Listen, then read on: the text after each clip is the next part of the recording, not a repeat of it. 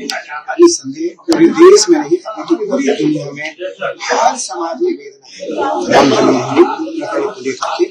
पर मुझे लगता है कि मेरे द्वारा आपके माध्यम से मैं दुनिया के उन लोगों को आश्वस्त करना चाहता हूँ कि प्रधानमंत्री नरेंद्र मोदी जी के रहते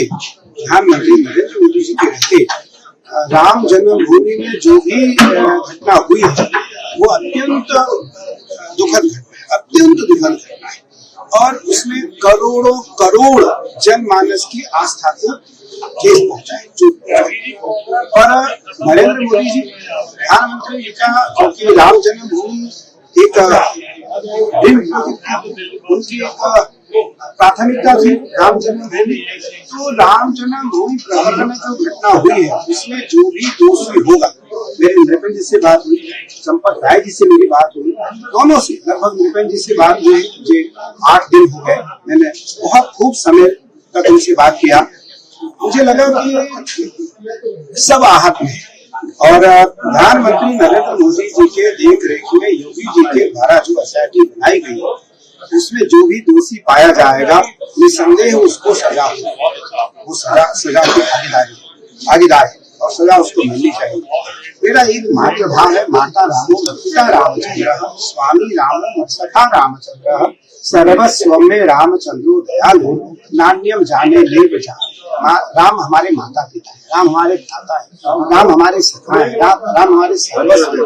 राम मंदिर के निर्माण से लेकर के, राम मंदिर के आंदोलन से लेकर के जब मुझे होश आया है तब से उस आंदोलन के साथ हम लोग हैं।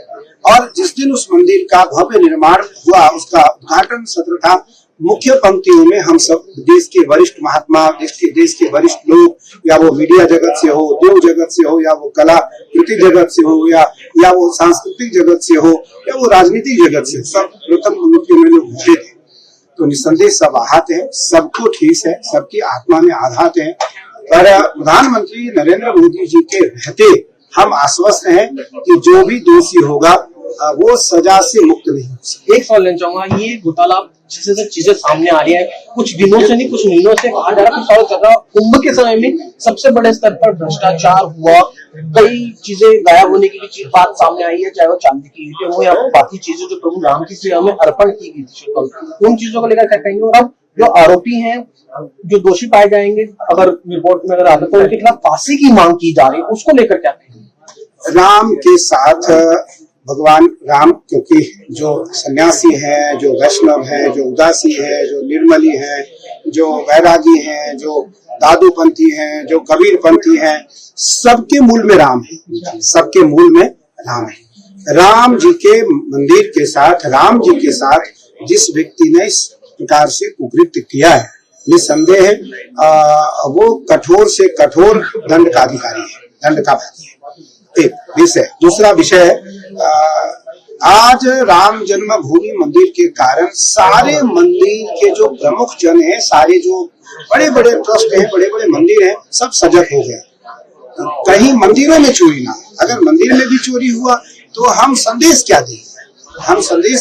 हम लोगों को क्या संदेश देंगे? तो निस्संदेह मैं प्रधानमंत्री नरेंद्र मोदी जी के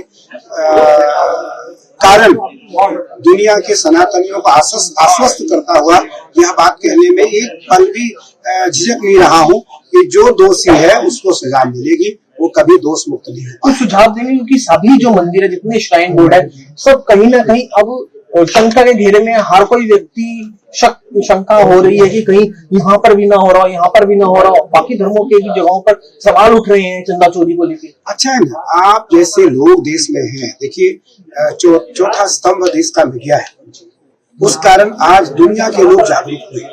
आज सभी अपने अपने मठों में, अपने अपने मंदिरों में बहुत बारीक दृष्टि से ध्यान रखना शुरू किया लोगों ने। तो मुझे लगता है कि कोई ऐसा दुराभाव ना हो मंदिर में।